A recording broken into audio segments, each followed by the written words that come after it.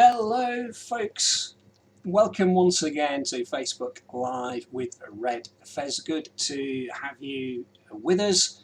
As usual, just a couple of minutes of preamble, just while people get signed in, logged on. If you're watching this, please do share the link. Let's get as many people watching as possible, because the more people we can get on, the more people interact, the better. We do have three things that we're going to be looking at tonight, and I'm also going to be asking you a question, and I'll be wanting you to post your answers in the chat as well, and then we'll actually reveal the answer at the end, just to have a little bit of fun tonight.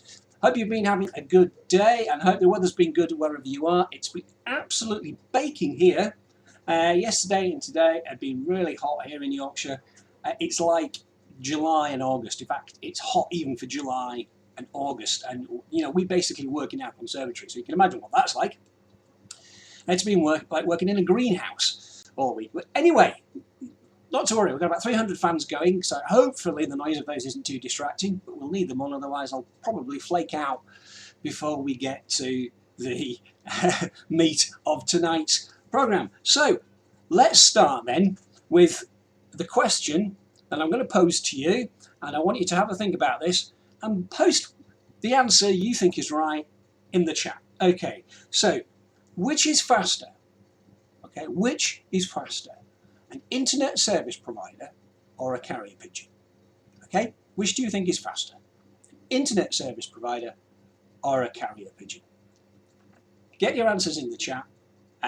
Tell me why you think it's that as well, because I'll have fun reading those. Okay. Also, any other questions that you've got, tech related or otherwise, get them in the chat as well. I've got that on the screen, I can see it, and obviously we will look to answer those for you. Now, I've got a few things that I do want to look at tonight. The first thing I want to talk to you about is Zoom.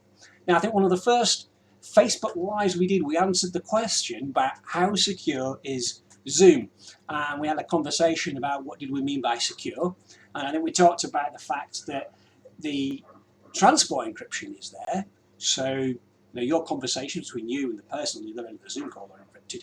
But we were concerned that there wasn't end-to-end encryption, and that potentially the information on Zoom servers could be accessed by Zoom employees or whatever.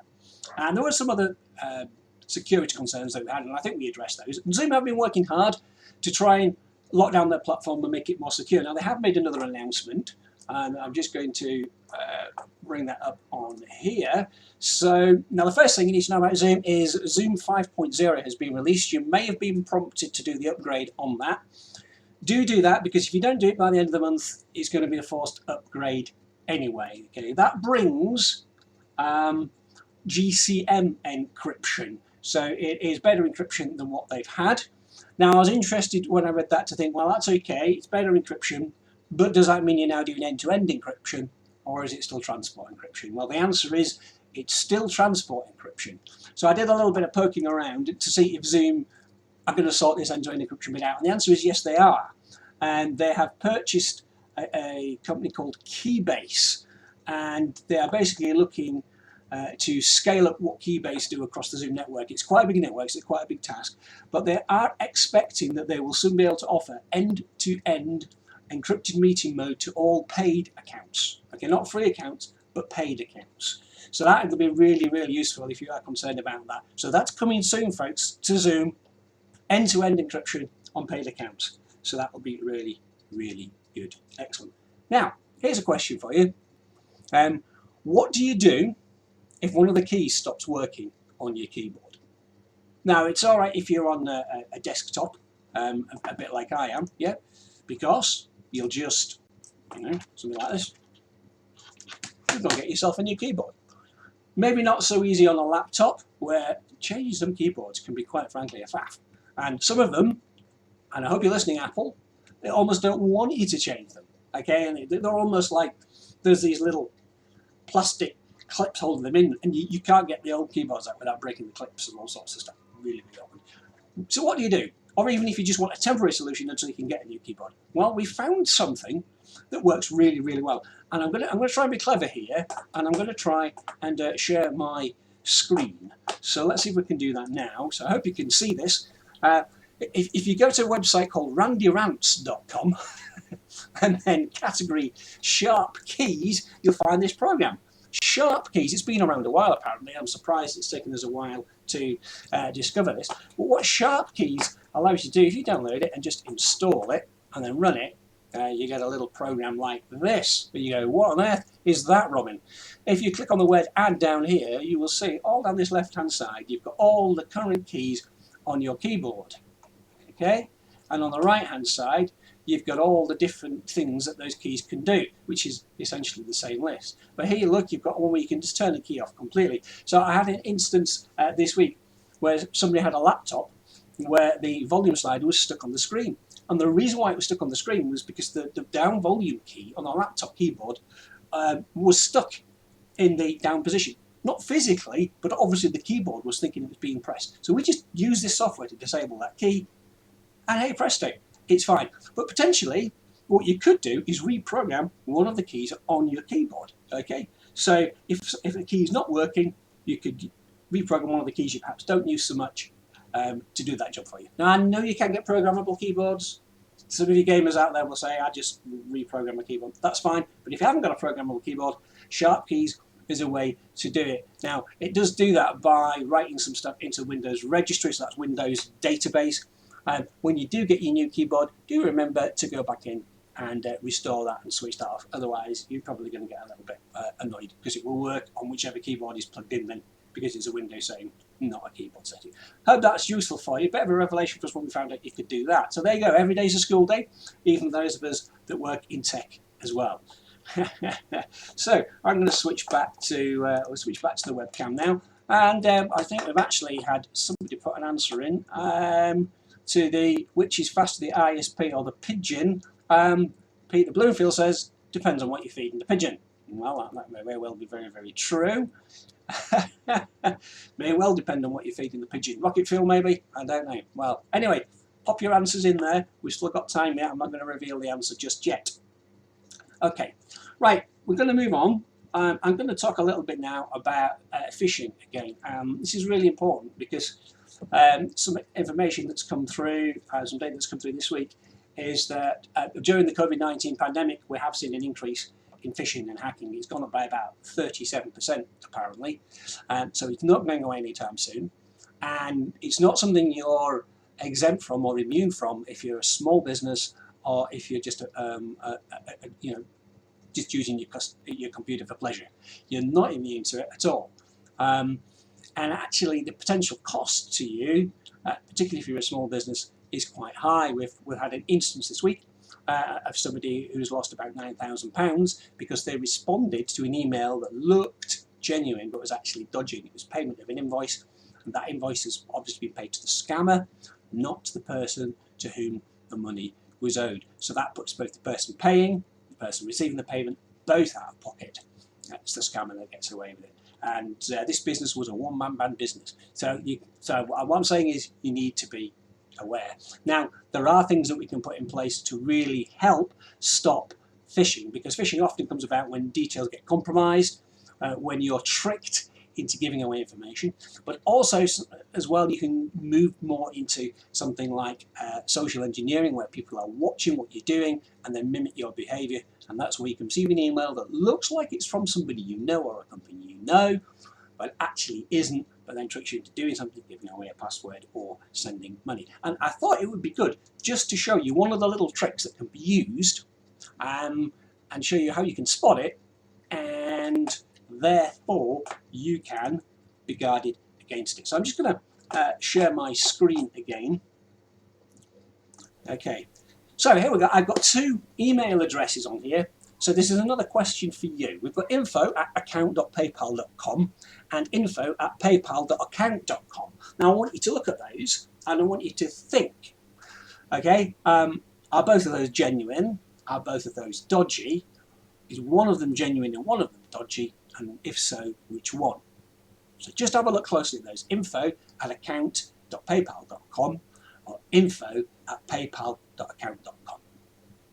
Right, okay. So here's the answer.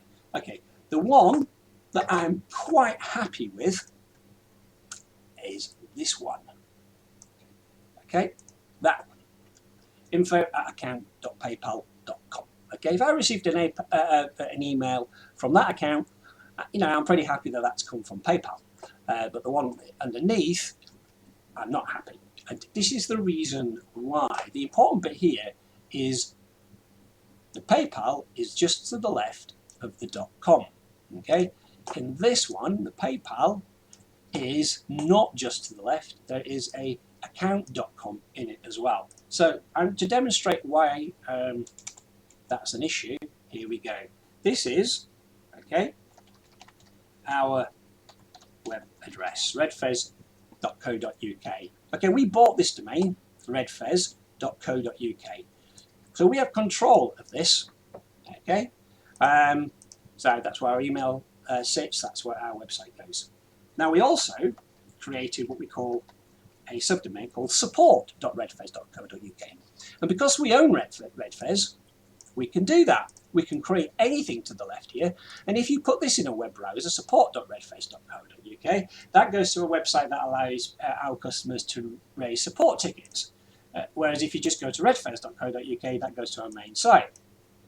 Okay, so there's www.redfez.co.uk as well. That points to exactly the same place because we've made it do that. The point is, I can create anything to the left of redfez.co.uk, and I'm in control of that. So any of those sites are genuine Redfez sites because we've got control of that domain. Now, supposing somebody wants to pretend to be us, they can't do redfez.co.uk because we own that.